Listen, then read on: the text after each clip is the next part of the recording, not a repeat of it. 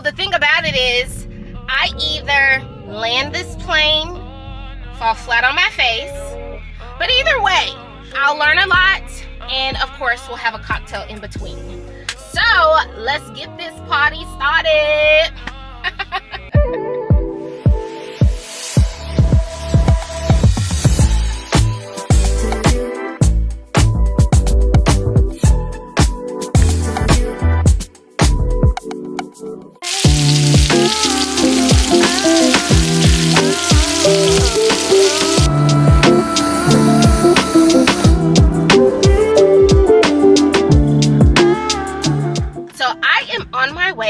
To Pont City Market, literally just to lollygag and just be outside, because I feel like when I get outside, my thoughts kind of run. And I was watching Masterclass, and Sarah Blakely, the founder of Spanx, said one of the best recommendations that she could make to anyone who was creating something was just to get in a place and allow your mind to wander. So that's what I'm going to do. I'm going to Pont City Market because I like the environment. I like the vibe and everything. And I'm going to allow myself to wander and share some thoughts with you of what I'm going to do with my first steps of, I'm not even going to say trying to become an entrepreneur. I'm just going to say my first steps in becoming an entrepreneur.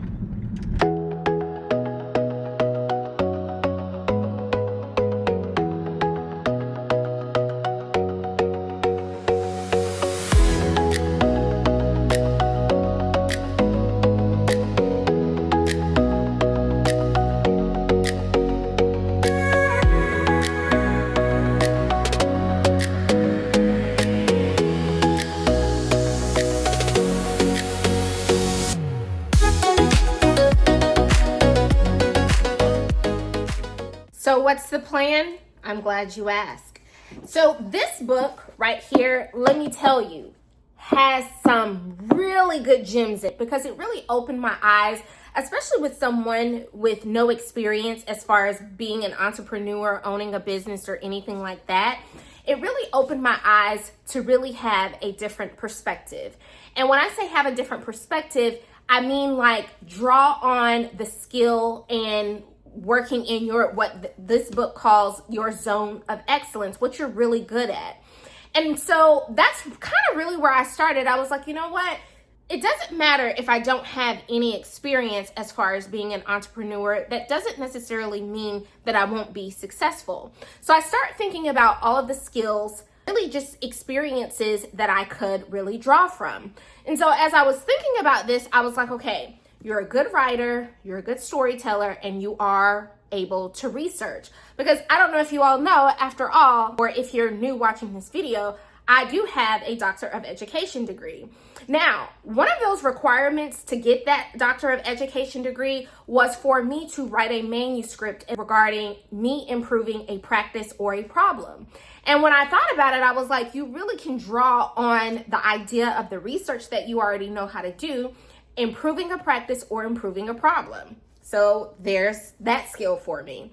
Another skill that I really thought about, I was like, you know what, Charmaine, you're a consumer. You do fashion hauls, you know how to shop for food. You really try to take the time to make sure you're paying the best rate as far as traveling and doing all of those type of things. So I'm a consumer. So I have an idea on what it means for me to spend my hard-earned money on a specific product, and if that product is worth my time and money. So that's a plus for me. Another thing that I thought about was that I already sell online. I'm a Poshmarker. So in order for me to really ensure that I'm selling my items on Poshmark and actually making money, I really have to make sure that I'm paying attention to the description, how I take the pictures, the pricing, ensuring that my price is not too high, but also not too low where I'm not going to actually make money off of what I'm selling on Poshmark. So that's something that I can bring to the table and try to figure out what my zone of excellence is.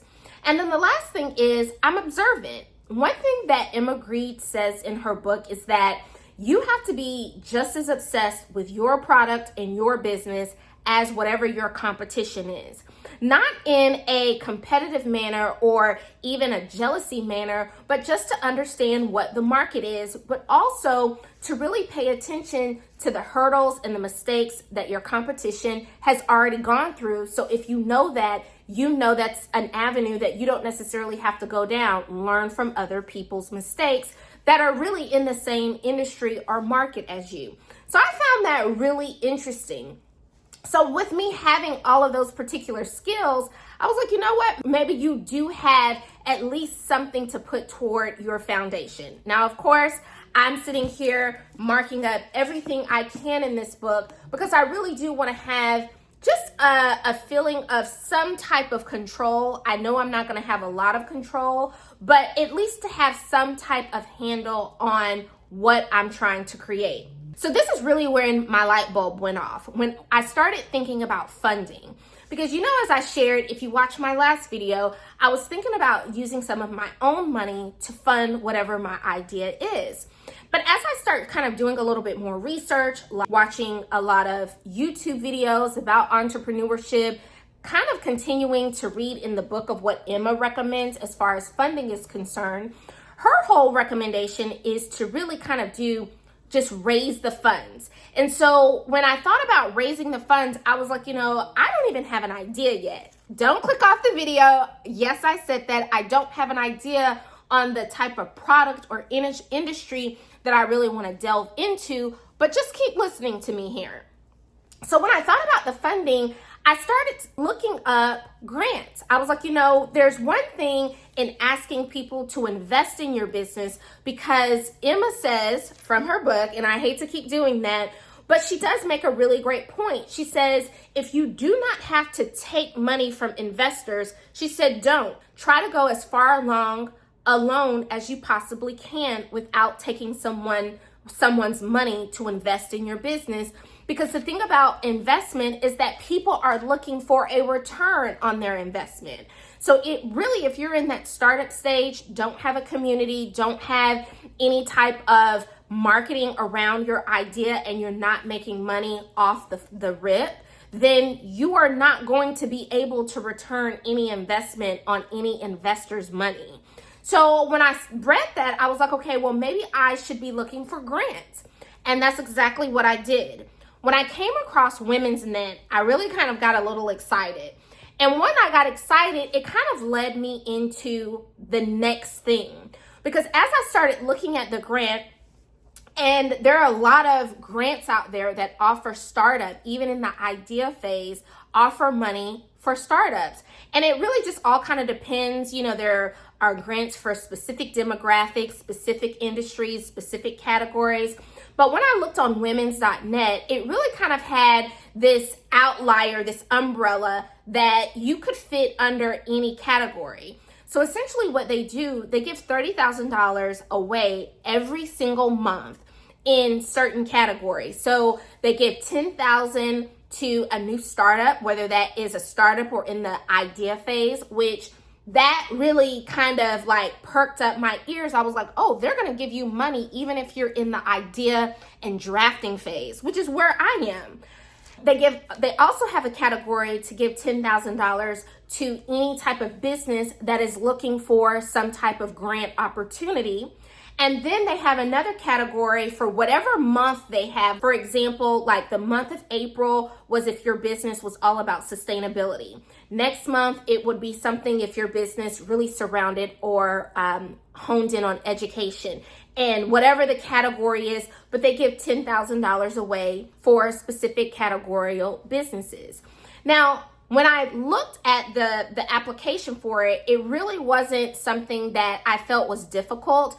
But looking at the application, it really kind of got me to thinking, if I really sit down, think about this idea, what is going to happen is that it's going to make me really kind of build that muscle of really understanding what I'm trying to build, the idea that I'm trying to get to, and whatever that small idea is can continue to grow and scale in the future.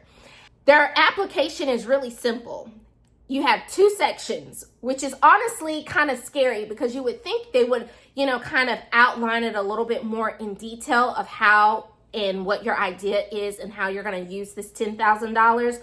But essentially what they do is they ask you what motivates you, what's your idea, what is the business, describe the business to us, and tell us how you're going to use the money.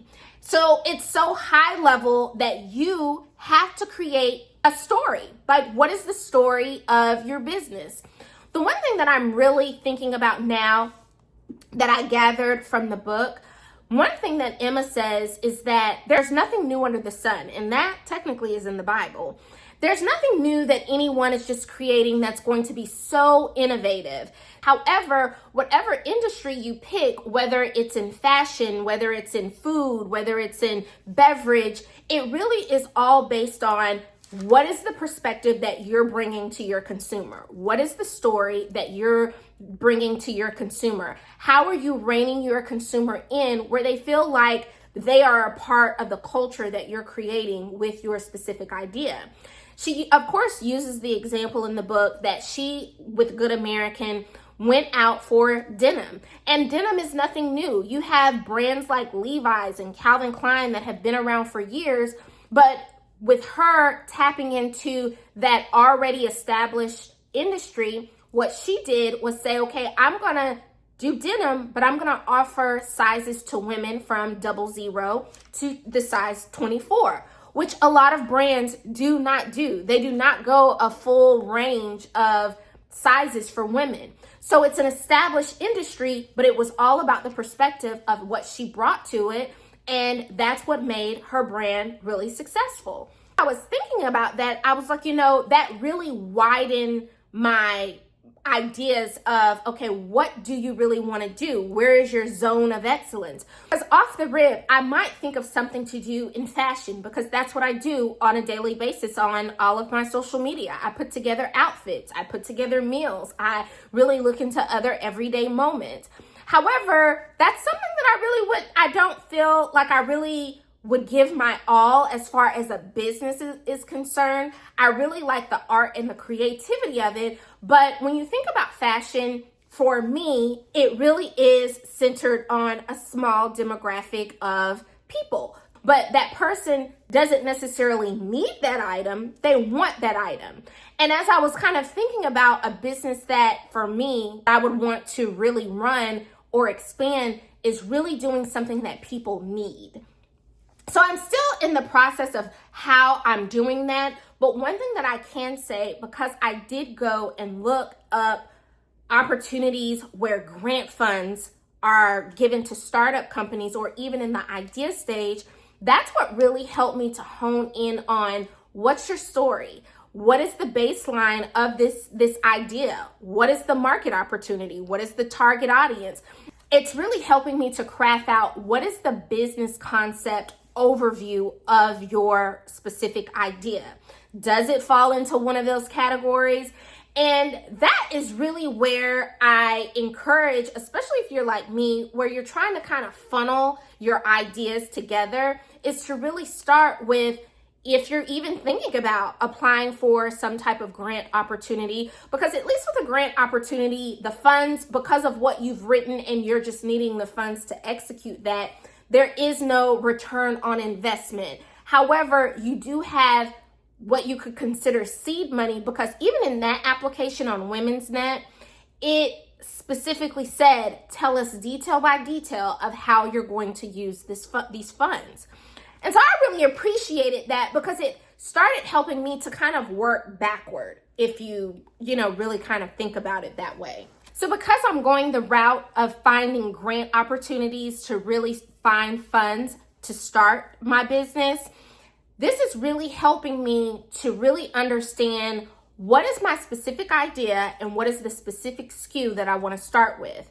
In Emma's book, she talks about how most brands, if they have multiple products, they almost 90% of the time have one specific SKU that is always sold out, that is really why people come to their business. And then they start kind of browsing all of the other different ideas. And most times that one SKU is what's paying the rent, paying the operation costs of a specific business. And when I really thought about it, like, what does that look like? I thought about Beyonce's brand that she just launched with her Sacred Hair products. Her main products that she's always advertising is that hydrating shampoo, that conditioner, and those edge drops. A lot of people go to her website specifically for that shampoo conditioner combo, even those hair drops. But while they are there, they also are able to kind of browse her styling collection or the collection for your braids or so forth and so forth. So that really made sense to me when Emma said, really focus on getting a product that you have that one specific SKU. And then as you continue to grow your business, then you can kind of grow into these other avenues. And that made so much sense to me. So no, I don't have a specific idea just yet, but I'm almost getting there because I've already kind of narrowed it down. I really want to go into something that people need, so that widens the target audience, not just specifically to men or women or teens or even, people who wear jewelry or people who wear makeup or so forth and so forth. So I'm kind of getting down to that idea because my goal is to really apply for one of the grants to Women's Net. So this is where I'm at so far, and I really am kind of leaning on the skills that I already have to really give me a boost as far as my confidence is concerned, with even, feeling confident even in sharing this video. Because, sometimes they say, don't share your ideas. And the thing about it is I don't even have an idea right now to share. But, sometimes you can be so scared about something that you're not even willing to share and make a video. So that's why I really want to hold myself accountable, because I really feel like a spark is really like igniting in me. Not necessarily not to feel stuck in life or anything like that, but I just really loved everything that she was saying in this book. And I understand that if I get it right, like what's on the other side is way greater than what I already know now. So the thing about it is I either need to pick a side and go forward or stay where I am. And I just don't think, to stay where I am, knowing what I know and having the knowledge that I have, it's not worth it to stay where I'm at. So I'm going to go ahead and go on this journey, becoming an entrepreneur, not trying, but becoming an entrepreneur, and, share specific videos here and there as I kind of go throughout the journey. But I kind of wanted to share this video as a follow-up to my last video, where it really is all about, okay, what is the plan that you're going to put in place to kind of move forward? So I'm in the process of moving forward. I hope you all come with me. I hope you all have your own plan of moving forward. And thank you so much for tuning into this video.